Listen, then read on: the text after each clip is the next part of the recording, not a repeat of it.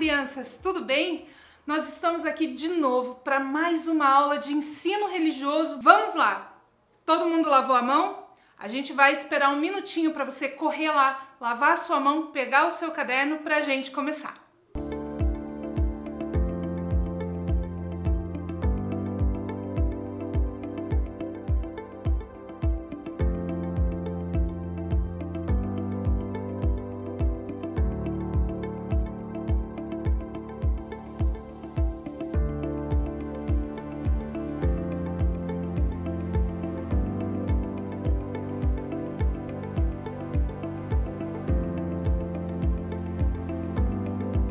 Você lembra da nossa aula passada?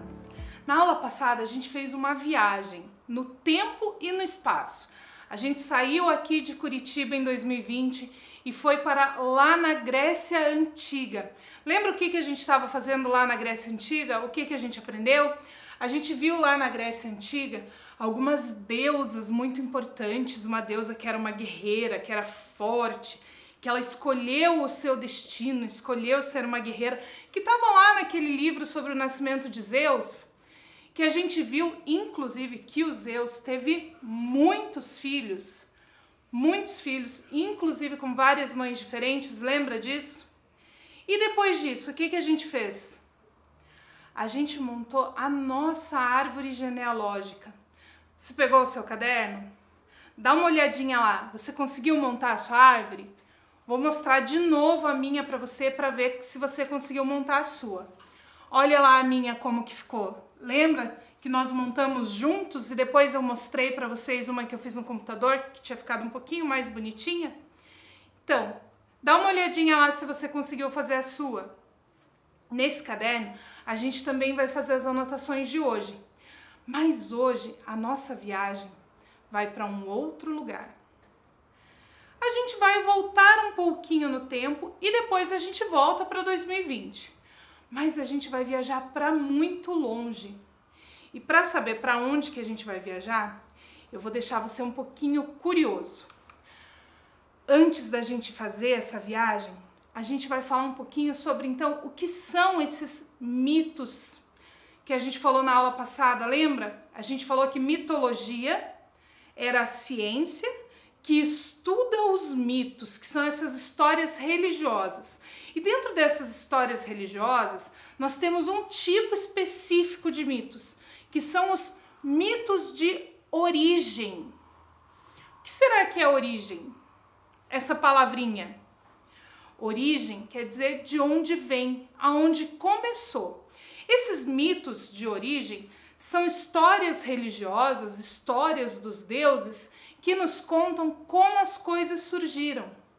Pode ser um planeta, pode ser um país, ou até como que os homens surgiram.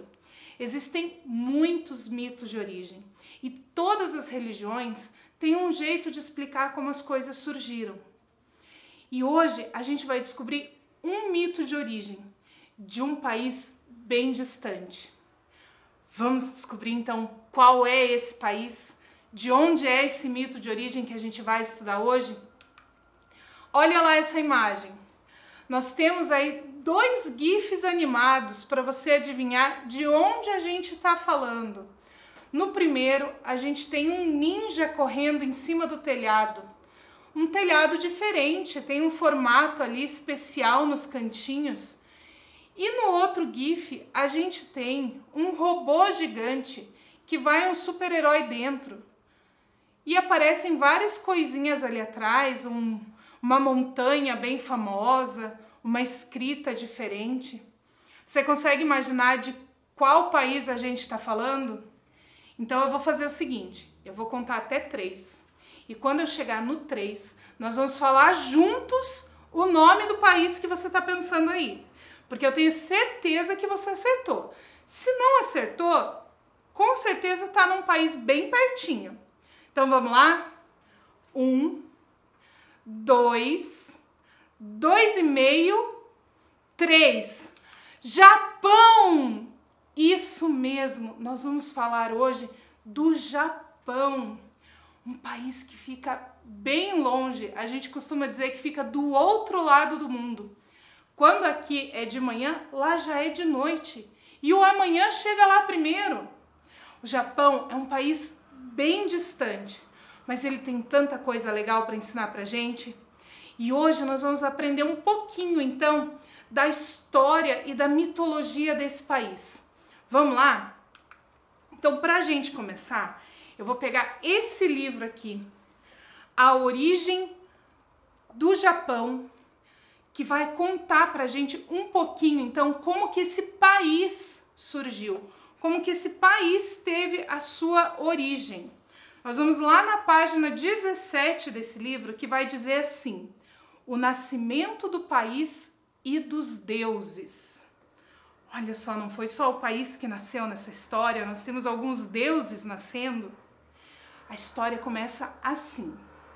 O casal de deuses pensou e voltou para Takama no Hara, que é o mundo celestial, para consultar os deuses da criação, para descobrir a razão pela qual eles tinham tido alguns filhos que não tinham nascido muito bem, tinham nascido com algumas deformidades. Os deuses celestiais iniciaram então as cerimônias divinas, queimaram o rokuboku, que é o osso do ombro de um veado, e interpretaram as rachaduras que surgiram nesse osso. Descobriram o motivo. A mulher se antecipou ao homem. Foi isso que aconteceu, disseram os deuses. Vocês devem retornar para Onogoroshima e fazer tudo de novo. Lá se foram os deuses Izanagi e Izanami, tomando cuidado para que dessa vez o homem falasse primeiro. Assim, conseguiram gerar filhos perfeitos. Dos deuses da união nasceram as ilhas do arquipélago japonês Awajishima. A primeira delas, Shikoku, que possuía 4 cabeças e um corpo, cada uma com um nome diferente. Oki, formada por 3 ilhas, como se fossem trigêmeas. Kyushu, também constituída por um corpo e 4 cabeças. Iki, chamada de ilhota afastada. Tsushima, Sado e Honshu, a maior delas. É por isso que o Japão ficou conhecido primeiro como Oyashima-guni, o país das 8 grandes ilhas. Muitas outras ilhas vieram depois. Após conceber o país, Izanagi e Izanami geraram ainda outras divindades. Tiveram as divindades das rochas e das terras, dos grandes portais, dos grandes telhados, das árvores, dos que governam os mares, dos estuários, dos ventos, das montanhas, dos campos. Ufa! Ao todo, foram 35 divindades, até que Izanami pôde descansar um pouquinho. Depois desses 35 deuses, Izanami ainda teve outros filhos, que foram os deuses do fogo, os deuses da água, vários deuses importantes. Então, esses primeiros deuses que ela teve, que nasceram de Izanami, formaram a ilha, que é o Japão. O Japão é uma ilha. Ele fica lá no meio do oceano, pertinho do continente. Na verdade, não é uma ilha, são várias ilhas juntas que formam o Japão. E ele era conhecido como Oyashimaguni, que quer dizer país das 8 grandes ilhas. Então, essa é uma história, é um mito religioso que conta a história de deuses que deu a origem a um país, ao Japão. E aí, eu fiquei lendo isso e fiquei com muita curiosidade sobre o Japão. Puxa vida, o Japão parece ser tão legal. E fui procurar alguns materiais que eu tinha na minha casa que falassem sobre o Japão. Eu não tinha, assim, muita coisa sobre o Japão, mas eu achei uma revista. Você deve conhecer esse personagem, o Curitibinha. E nessa revista eu achei ele contando pra gente como que os japoneses vieram aqui para Curitiba. Então a gente tem lá um quadrinho do Curitibinha contando que os japoneses chegaram aqui apenas no século XX, em 1915. Em 1924, vieram para cá em maior número para se fixar nas cidades e redondezas. Então, os japoneses chegaram aqui em Curitiba, começaram a chegar só em 1915. Foi muito tempo depois dessa outra história que a gente leu. E me deixou com mais vontade ainda de conhecer o Japão. Mas ir para o Japão é muito caro. E nesse momento a gente também não pode ficar viajando. Mas eu não parei a minha pesquisa por aí. Continuei procurando coisas japonesas que estivessem mais pertinho para que eu pudesse conhecer. E eu descobri que a gente pode visitar um pedaço do Japão sem sair de Curitiba. Vocês já devem ter visto um ônibus desse. Provavelmente vocês também já andaram num ônibus desse. Eu ando num ônibus desse quase todos os dias. Tem um ônibus desse vermelho que ele passa lá no terminal do Capão Raso, do Portão, do Pinheirinho. Tem um que passa no terminal do Santa Cândida, do Cabral, e ele passa num pedacinho do Japão aqui em Curitiba. Quer ver só? Eu tenho certeza que você já deve ter visto ou ouvido falar desse lugar.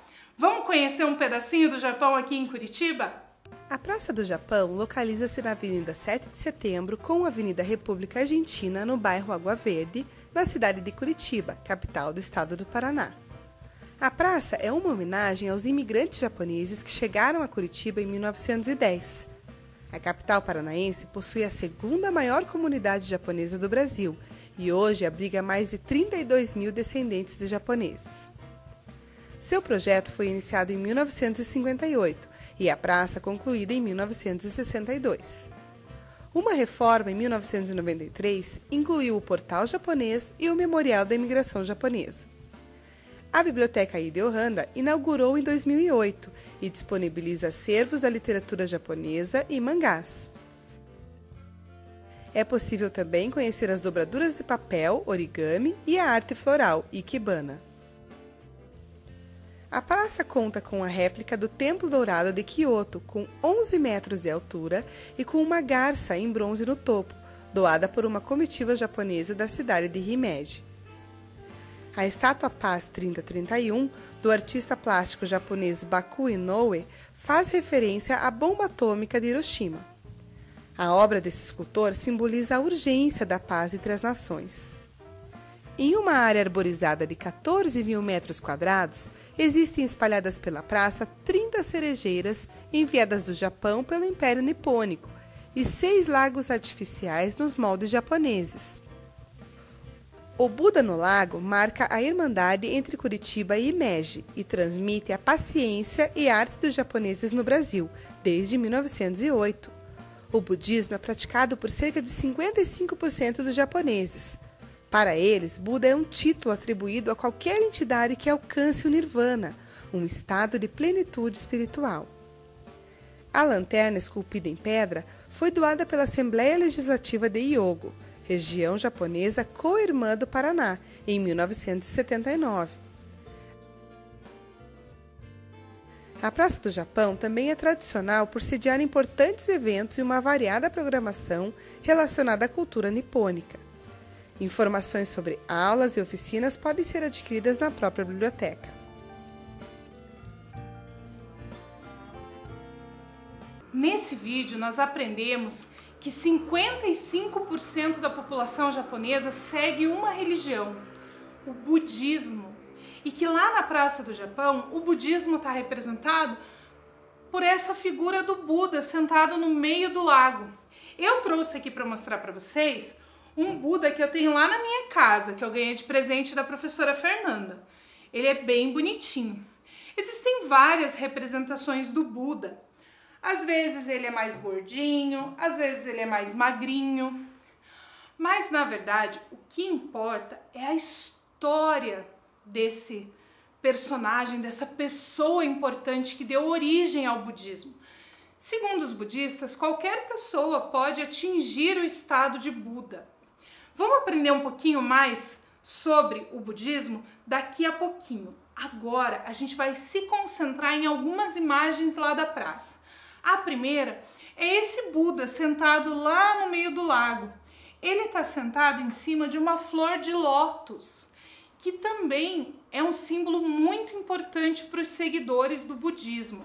Além do Buda, nós temos lá na praça esse prédio diferente que faz a gente olhar de longe e já saber que está chegando numa praça que fala sobre os japoneses. Esse memorial japonês, ele é uma réplica do pavilhão dourado de Kyoto. E aí eu fui pesquisar então o que era esse pavilhão dourado de Kyoto. O pavilhão dourado de Kyoto é um templo. É o templo de Kinkaju. A réplica de Curitiba fica na Praça do Japão. E eles são bem parecidos. A gente pode ver isso aqui nessa foto. Esse aqui é o templo que fica lá no Japão. É o templo de Kinkaju. E esse aqui é o que nós temos na Praça do Japão, onde funciona uma biblioteca. Esse templo aqui do Japão, de Kinkaju, ele foi construído em 1397 para servir de casa para o Shogun Ashikaga. Tempos depois, o filho dele resolveu transformar essa construção em um templo. Hoje, ele é um dos maiores ícones de Kyoto, além de ser patrimônio da humanidade. Ele tem 3 andares, ó, tá vendo aqui? O primeiro, o segundo e o terceiro, igual o aqui de Curitiba. O primeiro andar é conhecido como Hosuin, é o templo do Dharma da água. O segundo andar é chamado de Shōondo, esse amarelinho aqui, que é a gruta das ondas sonoras. Ele é construído num estilo um pouquinho diferente. É um estilo parecido com o que se usa para construir a casa dos samurais. E lá no último andar, ele tem uma estátua de uma garça. O de Curitiba também tem essa garça de bronze, que é também um animal muito importante dentro dessa mitologia japonesa. A garça a gente pode ver em vários momentos, em várias histórias, inclusive algumas dobraduras que são bem conhecidas por aí. Você já deve ter visto aquela dobradura do passarinho, o tsuru. Ele também é um tipo de garça, porque ele é muito importante e existem vários mitos e várias lendas sobre ele. Mas hoje a gente não vai falar do tsuru, porque a gente vai aprender então o que é o budismo. Para a gente aprender um pouquinho sobre o que é então o budismo, essa religião diferente, eu trouxe esse livro aqui. Ele é da coleção Deus Tem Mais de um Nome e ele fala sobre o budismo. Então, a gente vai ler só um pedacinho dele para entender um pouquinho dessa religião. Ele começa assim: nós budistas acreditamos em 2 coisas fundamentais. A primeira é que se pode acabar com o sofrimento das pessoas. A segunda é que o melhor caminho para conseguir isso é o que Buda seguiu e depois nos ensinou. Para ser budista, não é preciso acreditar em um Deus, tampouco acreditar que ele não exista. O importante é seguir o caminho para a perfeição que o Buda nos ensina. Cada um de nós tem de se esforçar por seguir o caminho de Buda. Uma pessoa, mesmo que tenha conseguido ser um Buda, não pode fazer que outra pessoa o seja. Precisamos consegui-lo por nós mesmos. O que realmente pode e deve fazer um Buda é ajudar os outros, dando-lhes conselho e ensinando-os. Nós budistas não adoramos o Buda como um Deus. Veneramos-lo, porque é nosso ideal de pessoa, sábia e cheia de bondade. A primeira pessoa que aprendeu como se tornar um Buda foi o príncipe Siddhartha, que viveu na Índia nos séculos 6 e 5 a.C. e por isso o chamamos de Buda. Ele não era um Deus, nem um Salvador enviado pelos deuses. Era uma pessoa como qualquer um de nós, que dedicou sua vida a encontrar a maneira de acabar com o sofrimento.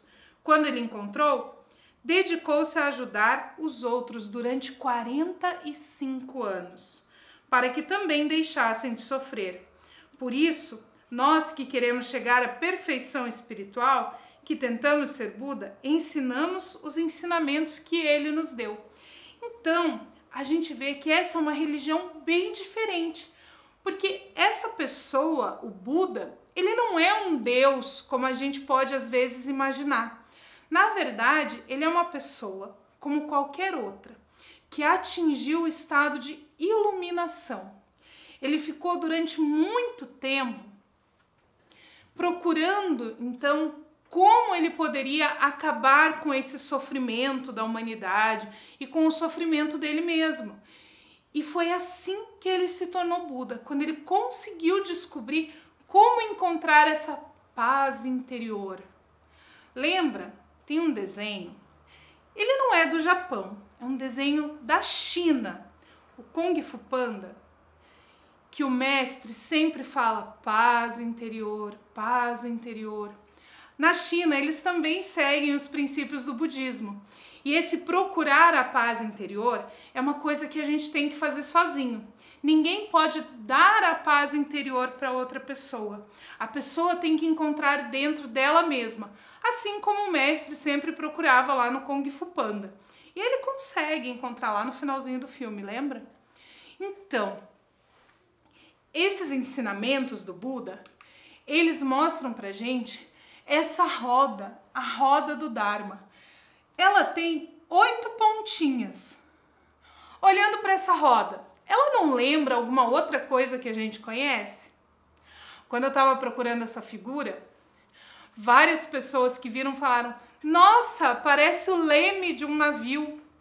Realmente ela parece o leme de um navio. A diferença aqui é que ela sempre vai ter 8 pontas. O leme do navio pode ter mais ou menos, dependendo do tamanho ou do navio onde ele está. A roda do Dharma sempre tem 8, porque são os 8 ensinamentos para encontrar essa paz interior. Vamos ver quais são esses 8 ensinamentos que o Buda deixou? O primeiro, compreensão correta. Entender as coisas como elas são. Porque às vezes a gente olha para uma coisa que a gente não conhece direito e a gente imagina que ela é de um jeito e fica com aquilo na nossa cabeça e aquilo cria ansiedade e a gente fica nervoso, às vezes cria até alguns preconceitos. Então, o primeiro caminho é importante a gente entender as coisas como elas são e não como a gente imagina que elas são ou como nós gostaríamos que elas fossem. Então, se hoje está chovendo, por exemplo, e eu queria brincar no parque, adianta eu ficar lá na janela chorando e reclamando: ai, porque está chovendo, porque eu queria brincar, porque eu queria correr, eu queria pular, ai, que triste, ai, como eu estou sofrendo? Ou será que é melhor eu olhar para a chuva e falar assim: nossa, está chovendo, que bom, as plantinhas vão ter água para tomar, os animais vão ter água para tomar, os rios vão ficar mais limpos. Não é melhor a gente olhar para as coisas como elas realmente são? Evita aí sofrimento, reclamação e às vezes até algumas discussões. O outro ensinamento é o pensamento correto, não tendo má vontade em relação aos outros e não querendo causar o mal nem em pensamento. Então, a gente precisa aprender a não pensar o mal e não fazer o mal para os outros. Isso, às vezes, é bem difícil, porque às vezes dá aquela vontadezinha de cutucar o colega, mas a gente sabe que vai atrapalhar ele. Então é importante a gente nunca fazer o mal para os outros e nem pensar em fazer o mal. Ser sempre bondoso com todos que estão perto da gente. O terceiro ponto é a fala correta. não mentir, não falar em vão, não usar palavras ásperas. O que será que é palavra áspera? Vocês já viram uma lixa? Já passaram a mão na lixa? A lixa é uma coisa áspera. Então, uma palavra áspera é uma palavra que machuca as outras pessoas. É uma palavra que, quando as outras pessoas ouvirem, vai fazer elas se sentirem mal. Falar sempre a verdade, ter uma fala construtiva, harmoniosa e conciliadora. Olha quantas palavras difíceis eles usavam, né? Mas o que ele quer dizer com isso? Que eu não devo mentir, eu não devo falar em vão, ou seja, falar coisas que vão atrapalhar os outros. Usar palavras que machucam os outros também não é legal. Muito pelo contrário. Tudo que eu for falar para os meus colegas, para os meus amigos, para minha família, tem que ser coisas boas, que vão ajudar eles também a serem pessoas melhores. Então, isso que é uma fala construtiva. É uma fala que ajuda a outra pessoa a ser uma pessoa melhor. E harmoniosa e conciliadora é quando a gente vê que se eu falar alguma coisa, eu vou deixar a pessoa triste ou vou causar uma discussão. Então, eu vou falar coisas que não vão deixar ninguém triste e não vão começar uma discussão. Vou sempre tentar ajudar os outros a se entenderem. Está achando difícil ser budista? Não é difícil. E não precisa ser budista para fazer isso. Todo mundo deveria fazer isso para o nosso mundo ser bem melhor, certo? O próximo ponto. Ação correta. Nunca destruir a vida e nem tomar aquilo que não for dado. Isso aqui, eu acho que eles nem precisavam falar pra gente que a gente não pode fazer, né? Destruir a vida. Por que é que eu vou destruir a vida? O que é destruir a vida? Arrancar uma plantinha que eu não precisava arrancar, cortar as árvores, machucar ou matar os animais. Muitas vezes, quando a gente fala em não destruir a vida, em não matar, a gente pensa só em matar uma outra pessoa. Mas a gente precisa lembrar que não são só as pessoas que são seres vivos. Os animais são seres vivos, as plantas são seres vivos. Então, para não destruir a vida, eu tenho que cuidar de toda a natureza, não só das outras pessoas. E nunca tomar aquilo que não foi dado, não pegar aquilo que não é seu. Esses ensinamentos, eles estão soando semelhantes a outras coisas que a gente aprende? Provavelmente são coisas que você já aprendeu, ou na sua religião, ou com os seus pais, ou até mesmo na escola. Então a gente vai vendo como essas religiões também se parecem com o nosso dia a dia. O outro ensinamento, um meio de vida correto, um modo de vida equilibrado e que não cause mal a outros seres. Então, o que é um modo de vida que causa mal a outros seres? Vamos pensar lá agora que a gente está em casa. A gente não pode sair, a gente fica em casa. E eu gosto muito de ouvir a música no último volume, bem alto. Mas se eu fizer isso, eu não vou estar atrapalhando a vida do meu vizinho? Ou do meu irmão que está lá no quarto dele fazendo a tarefa? Ou talvez da minha mãe que está com dor de cabeça? Se eu colocar a minha música no último volume, eu não vou estar fazendo mal para outras pessoas? Será que esse modo de vida, de ouvir a música sempre no último volume, é um meio de vida correto? Quando eu vou fazer alguma coisa, eu preciso pensar que não é só para mim. Existem muitas outras pessoas no mundo. E aquilo que eu faço, às vezes, dentro do meu quarto, também vai interferir na vida dessas outras pessoas. Por isso é importante esse meio de vida correto. O outro é o esforço correto. Esse aqui, para quem é criança, ele não interfere tanto, mas é bem importante para os adultos abandonar estados prejudiciais e as causas para futuros estados prejudiciais. Nossa, que difícil de entender isso. Ele quer explicar para a gente que a gente não deve ter vícios e que esses vícios muitas vezes eles atrapalham o nosso futuro. Uma coisa que provavelmente você já aprendeu na aula de ciências ou até nas propagandas na televisão, nos programas na televisão, é o vício do cigarro, por exemplo. Ele é um estado prejudicial. Por quê? Quem fuma tosse, quem fuma sente dor no peito, quem fuma sempre está com aquele cheiro de cigarro. E ele causa um estado prejudicial no futuro. Ele pode deixar a pessoa muito doente no futuro. Então, esse ensinamento aqui, ele é mais importante para os adultos. Porque quando a gente é criança, a gente ainda não tem esses vícios. Mas é importante já ter em mente que a gente não deve começar a ter esses vícios quando chega na vida adulta. A consciência correta. Desenvolver a consciência do corpo, fala e mente em linha com o caminho óctuplo. Caminho óctuplo é o nome que se dá para esse caminho, né? São 8 passos. Desenvolver consciência do corpo, fala e mente. Isso a gente aprende muito na escola, porque na escola a gente tem a aula de língua portuguesa, de matemática, história, geografia, ciências, ensino religioso, arte e língua estrangeira que vão cuidar da nossa mente. Nós aprendemos também a conviver com os nossos colegas, a conversar com os nossos colegas que desenvolvem a nossa fala. E nós temos a aula de educação física, nós temos a parte do lanche, a aula de ciências também vai trabalhar um pouco disso, que vai desenvolver o corpo.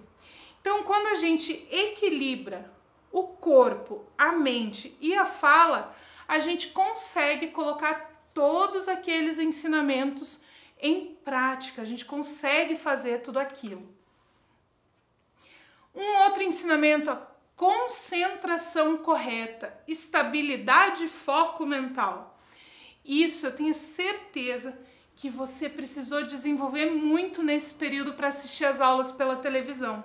A concentração correta. Se concentrar e manter o foco em uma coisa importante. Porque às vezes a gente está prestando atenção aqui no que a professora está falando.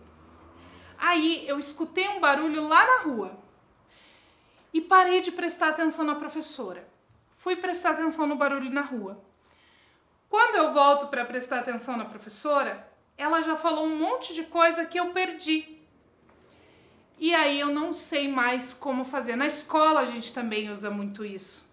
Quando a mãe tá falando, às vezes quando a mãe ou o pai da gente tá dando bronca, eles não falam assim, presta atenção menino, não olha pro lado, não é para você olhar pro cachorro agora, não é para você mexer com o gato, presta atenção no que eu estou falando. Então, porque a gente precisa da concentração correta. Se concentrar no que a gente está fazendo, para a gente não se perder. Porque se perder, a gente também pode ficar nervoso, pode ficar estressado, pode ficar ansioso.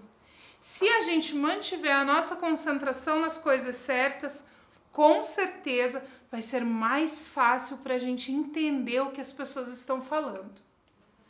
Essas são algumas das atitudes que os budistas nos ensinam para ter uma vida equilibrada e para acabar com o sofrimento. Parece difícil, mas eu tenho certeza que tudo isso que a gente viu, você já aprendeu, mesmo sem ser budista ou sem seguir os ensinamentos de Buda. Porque várias coisas na nossa vida pedem que a gente siga esses princípios. Porque eles são princípios praticamente universais e que se todo mundo seguir, a gente vai ter aí um mundo bem mais legal e bem mais harmonioso para a gente viver. Então, você deve estar pensando aí, mas como que eu posso fazer tudo isso? Eu sou só uma criança, é muita coisa. Mas vamos pensar um pouquinho. Quais atitudes e qualidades você, como criança, pode desenvolver para ter uma vida feliz e para também transmitir essa tranquilidade para as pessoas que estão em volta de você. Lá no seu dia a dia, vamos pensar agora que a gente está em casa. Lá na minha casa, o que eu posso fazer para que a minha casa seja um lugar mais calmo, mais tranquilo, mais feliz? Talvez ajudar os adultos nas tarefas de casa, né? Ajudando ali a arrumar a mesa, a tirar os pratos. Talvez ajudando meu irmão mais novo, minha irmã mais nova a fazer uma tarefa. Ou quando eu tô muito nervoso, muito bravo, muito irritado, ao invés de sair gritando com todo mundo, chutando as coisas, ir lá pro meu quarto um pouquinho, ou pra sala, ou para algum espaço onde eu consiga respirar melhor, olhar pela janela, respirar fundo, pensar de novo antes de gritar. Quando eu tô lá na escola, quando me der aquela vontade de cutucar o meu colega que está concentrado, lembrar que se eu cutucar eu vou atrapalhar ele, que eu tenho que prestar atenção no que os professores falam, que eu preciso prestar atenção no que os adultos lá da minha casa falam para mim. Tem muita coisa que, mesmo sendo criança, a gente consegue fazer e consegue desenvolver para ter uma vida mais harmoniosa e mais feliz. Mesmo que eu siga uma outra religião ou não siga nenhuma.